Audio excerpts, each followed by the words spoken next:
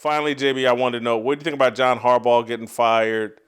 What do you Well, think I have that some means for insight. I Lamar got some real Jackson? insight on this. If you want, I'll Oh, break it on your please. show. We got all day. And it's really factual. Well, that's not happening. But anyway, I'm sorry. Go ahead. I'm sorry. Go ahead, It's JB. really factual. Go ahead, please. I basically alluded to it on my show. You have a bigger audience. Let your audience get it. Um, John Harbaugh got a call on Sunday night after the game by president and said, "We want you back. You got to fire Monken and the DC." And Harbaugh said, "Hey, I know how the business works. They get it too. I'll make the call." He immediately calls Lamar Jackson and says, "Lamar, I'm coming back. You good with that?" Lamar said, "Yeah, coach." He said, "I got to fire Monken though, who you don't like anyway." And he said, "No, coach, I like Monken." I said, and then Harbaugh continued to go on and said, "No, you don't. You haven't talked to Monken in 4 months. 4 months. Tell me any offensive coordinator quarterback relationship that cannot coexist in the locker room and tell me they're going to have success. I'll show you the first one." So that was said fact. It happened. So Harbaugh said, "Well, I'm back. You cool with that?" "Yeah, coach, I'm good." Woo. So Monday morning comes. Harbaugh gets a call from the owner. "I'm firing you." And Lamar Jackson told ownership, "I don't want Harbaugh back." So if you're going to ask me a question about a possibility of Harbaugh and Lamar going to Miami, no, never, ever, ever will it happen. And that's the fact. That's what happened. Lamar kind of threw him under the bus. Lamar didn't practice on Wednesdays for no reason at all. They changed the practice schedule for Lamar because he wouldn't wake up. Those are all things that really happen. And unfortunate that we've enabled these players so greatly that you can't coach them anymore. So Cliff Kingsbury did the same thing in Arizona. Could not even speak to Kyler Murray. Had to have a wideout coach talk to him for him. This is a mockery, Jason. It's becoming a mockery, and we wonder why these quarterbacks are so bad. It's ridiculous. Hold for 1 second, though. Hold for 1 second. What do you think? Do we know what Lamar's problem with John Harbaugh is?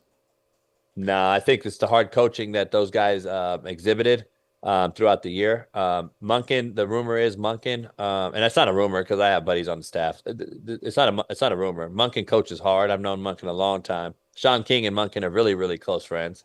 You can ask Sean these same things. They talk a lot. Monken coaches, gets after you, gets in your ass, talk like a real coach does.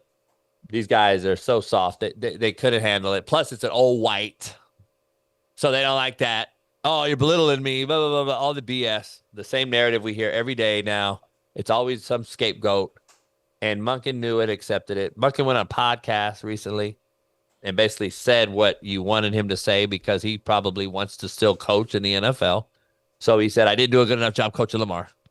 I didn't have a good enough relationship with Lamar." So he basically told you that they didn't have a relationship, which I just told you is fact. And those guys didn't talk cordially for 4 months, but yet you had to run the play I call. Not going to work. And so I don't know what between him and Harbaugh, but 19 years and now, by the way, John Harbaugh is 8-4 with a Super Bowl victory without Lamar. He's 3-8 with Lamar, no Super Bowl, but it's his fault.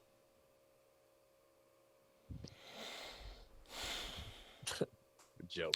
So Lamar sells a lot of tickets, and not that you have a problem selling tickets in the NFL, but man, that's and so, listen, I've heard insinuations, stories from people who would know that Lamar is a headache. Like a lot of players are headaches that make that amount of money and get that amount of worship and acclaim. But I'm wondering, and maybe Lamar hasn't thought it this far through, but okay, you want Harbaugh out. Who do you want to coach you, and who can coach you? Good luck. So you fire Greg Roman, one of the best offensive minds in football. Offensively, that was your most productive. You could say he threw for 40 touchdowns and 4 picks last year. JB won the MVP. The most productive offense the Ravens had was under Greg Roman. They had to be in 32 personnel, run RPO, triple option, And I broke down more Lamar film than anybody. And he was the most successful, and he was upright and was healthy. Fire him. Not good enough. Then it's get Monken. Now fire him. He's the problem. Then it's you don't have enough wideouts. Lamar never had a wideout. Now he's got wideouts. It's not Lamar again's fault. Then you get Derrick Henry. How much stuff do I got to stack up here? It's always someone else's fault.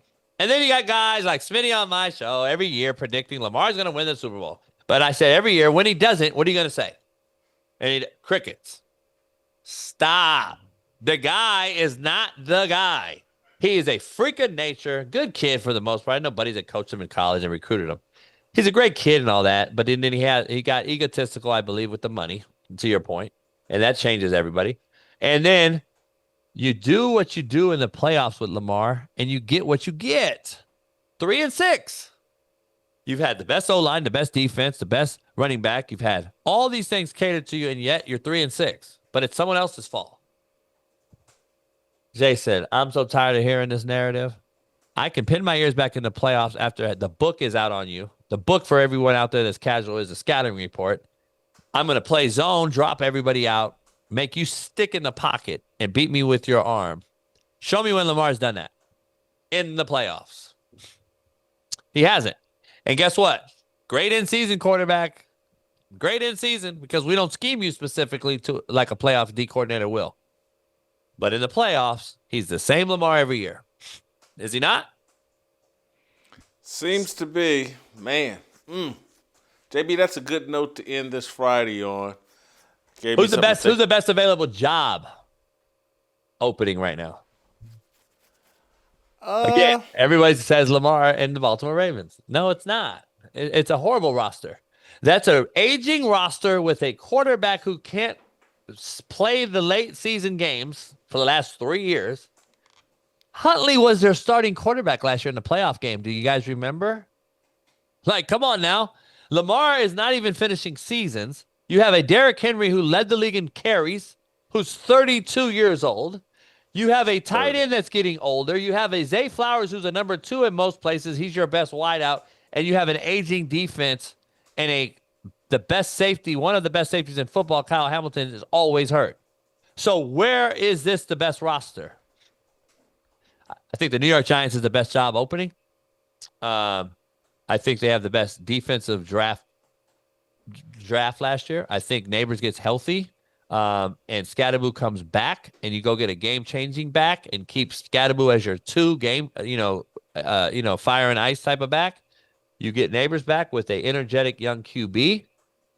I believe that the Giants have the best roster that would attract a coach. Miami's the greatest attractive city, taxes and all that. Players will go there. I get it. Cleveland's the worst. And tied with the Raiders. And how Aaron Glenn has a job right now with the New York Jets blows my mind.